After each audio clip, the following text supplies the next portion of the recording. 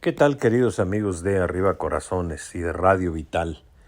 Bueno, pues se concretó la reforma al Poder Judicial. Ahora, ¿qué queda o qué sigue?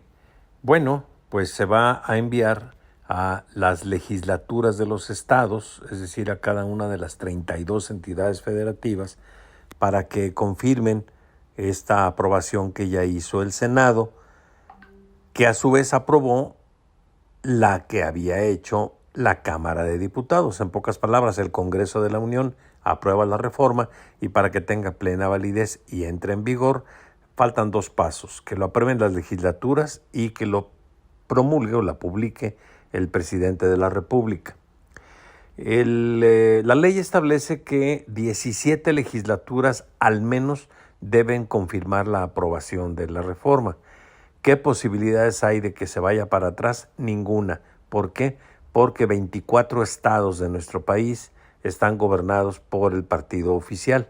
Por tanto, es lógico que esta reforma va a ser aprobada al menos por esas 17 legislaturas y va a pasar sin ningún problema, y muy probablemente, si se dan prisa, antes del día que el presidente de la República, el señor López Obrador, entregue el poder, ese día él mismo la va a promulgar. ¿Qué consecuencias tiene la reforma? Bueno, a todo mundo se le vendió la idea de que la reforma era para abatir la corrupción en el Poder Judicial, para que los ministros, los jueces y los magistrados no ganaran más que el presidente y que se acabara la corrupción. Pero la reforma fue muy engañosa.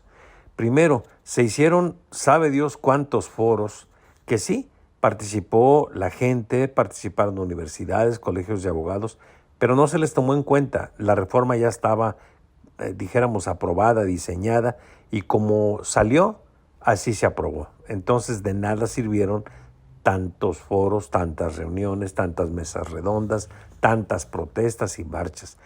En pocas palabras, nos jugaron el atole con el dedo. Ahora bien, la reforma judicial no es una reforma correcta porque únicamente se refiere a la estructura del Poder Judicial federal. Cada estado de la República, cada uno de esos 32 estados de la República, tienen su propio Poder Judicial, y la reforma no va a modificar los poderes judiciales de los estados. Probablemente dentro de algún tiempo se pudiera hacer, pero con esta reforma no.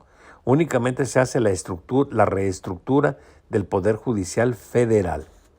Por otra parte, esta reforma no comprende todos los pasos que sigue un acto jurídico en materia penal, por ejemplo, que surge desde la policía como primer respondiente, las fiscalías o agencias del Ministerio Público, los jueces de primera instancia y los tribunales de segunda instancia.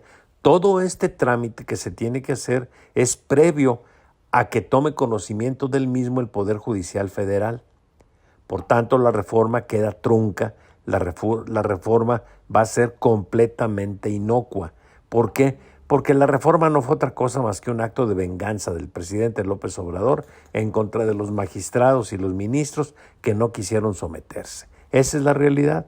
A nosotros nos venden, claro, la idea de que es para abatir la corrupción, es para que no ganen más que el presidente. Pues sí, parte de eso pudiera ser, pero en el fondo es para que un solo poder, que es el Poder Ejecutivo Federal, en pocas palabras, el presidente de la República en turno, decida quién es y quién no es candidato. Ustedes se preguntarán, bueno, pero es que está estableciéndose que el pueblo va a elegir a los jueces, magistrados y a los ministros. No es cierto, no es cierto. El pueblo, claro, lo va a hacer al votar, pero va a elegir entre los candidatos que le proponga el partido oficial. Entonces, pues estamos hablando de lo mismo, ¿no? ¿Quién propone los candidatos? El partido oficial. Y con ese menú, pues bueno, pues los pobres integrantes del pueblo, que somos todos nosotros, que desconocemos a la inmensa mayoría de candidatos, se van a hacer una elección de más de 1,500 personas. Ya se imaginará usted que vamos a estar jugando con las boletas electorales el año próximo a un de Tin Marín de Dopingüe. Finalmente quiero decirles que hay cambios sustanciales. Por ejemplo, se va a acabar el poder que tenía el Consejo de la Judicatura o el Consejo General del Poder Judicial Federal, pero se crea otro tribunal igualito. Nomás le cambian la denominación, se llama Tribunal de Disciplina, que va a estar integrado por 5 magistrados que duran 6 años. Adivine quién lo va a designar. Exactamente, desde la Presidencia de la República se va a designar. La Suprema Corte de Justicia de la Nación va a estar integrada por un pleno que lo van a conformar 9 ministros en lugar de 11 que tiene actualmente. El quórum para la validez de las decisiones baja a 6 ministros.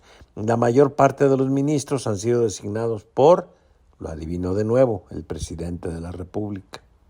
Entonces, no le quiero a usted distraer más de algo que sinceramente para mí, como abogado, como jurista, me parece una verdadera burla. La reforma judicial se inició violando la ley. ¿Por qué? Porque no estaba completo el quórum de los senadores. ¿Por qué? Porque uno de los senadores, el señor Yunes, decidió de última hora cambiar el sentido de su voto para incorporarse a las filas del partido oficialista, a cambio de que no lo fueran a aprender, que no lo fueran a sancionar por las denuncias penales que tenía. En pocas palabras, puros arreglos, pura connivencia, y es más de lo mismo. Con todo respeto, siempre nos dijeron, no somos iguales. Les faltó decir, somos peores. Bueno, esa es la realidad que tenemos aquí en nuestro país y solo nos queda buscar la unión entre los mexicanos. Gracias, mi querida Ceci. Gracias al querido auditorio de Arriba Corazones y hasta la próxima.